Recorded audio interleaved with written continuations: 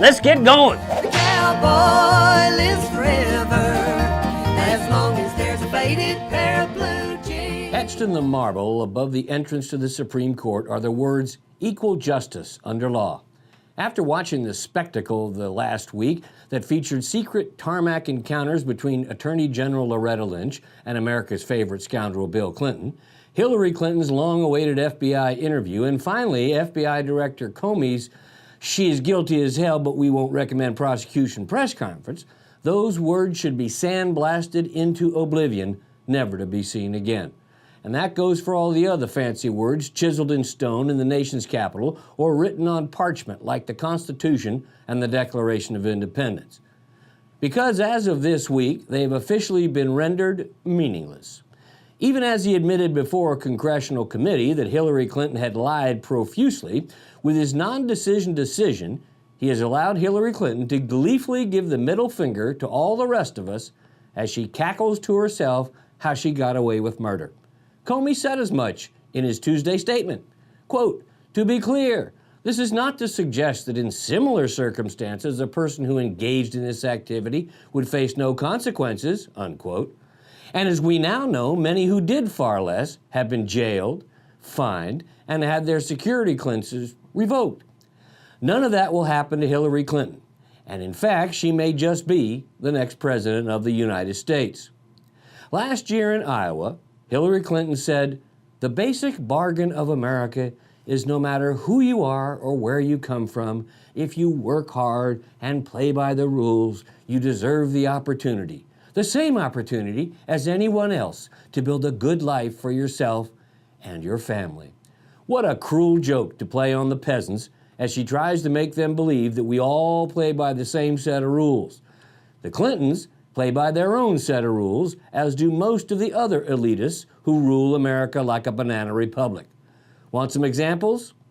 Over the 4th of July weekend, that tribune of the people, Nancy Pelosi, had her driver in her armored SUV make a U-turn in the middle of a street in a Napa Valley town, and then had him park in a red zone with a fire hydrant while she casually went to a high-end shoe store to buy a pair of $1,000 high heels. Mark Zuckerberg of Facebook, who decries Donald Trump and his calls for a border wall, built his own wall around his home in Hawaii to keep the bumpkins out, all the while obstructing the views his neighbors have enjoyed for years before he moved in. Al Gore and Leonardo DiCaprio jet around the world attending Chicken Little environmental conferences, burning thousands of gallons of the very fossil fuels they rail against. If you don't think there are two sets of rules in America, you haven't been paying attention, and it will only get worse from here on in, especially if Hillary Clinton becomes president. She will be living proof that justice is not blind, especially for the rich and powerful, and whatever small reservoir of faith the American people had in their government and leaders will quickly evaporate. So here's your cowboy wisdom for the week, and it is from 18th century English statesman Edmund Burke. All tyranny needs to gain a foothold is for people of good conscience to remain silent. In America today, tyranny has more than a foothold because people remain silent in the face of public corruption like that displayed by the Clintons and many others of their ilk. Just like the 1990s, Democrats have once again chosen to circle the wagons around these two crooks and protect them from the consequences of their crimes. Now, do they really want to spend the next 4 years cleaning up after the Clintons and making excuses for their wanton disregard of the rules? Because while the press focuses on potential fallout for Republicans down ballot with Donald Trump leading the ticket, Hillary Clinton's poll numbers regarding trust are in the toilet, and they could affect Democrats down ballot just as well. But the Democrats have made their bed and decided that raw power is more important than the people. They will have to live with their own conscience regarding Hillary and her randy old hound dog husband, Bill.